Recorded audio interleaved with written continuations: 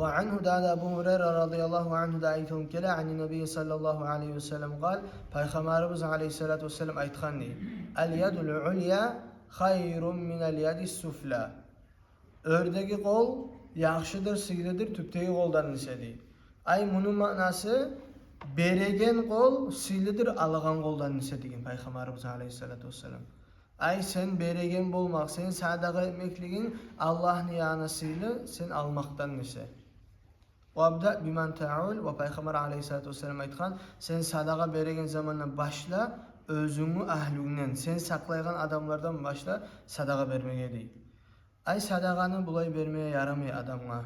Seni üyüneyler kıynalamsa, seni üyüneyler sabırlık salıp olmaymısa, olanı kıyılıkka salıp, başkalığa hacladıp şariat aymay.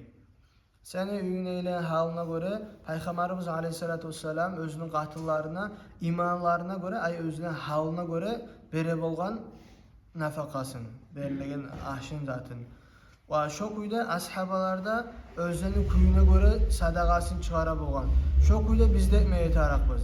Özü bizden ahilleri bizge göre şolanın yürekleri tağıp çıkmayan kuyda, şoları kıynalmayan kuyda birinci şolağa verip, son şuradan artık kalkanın sadaka vermeye gerek.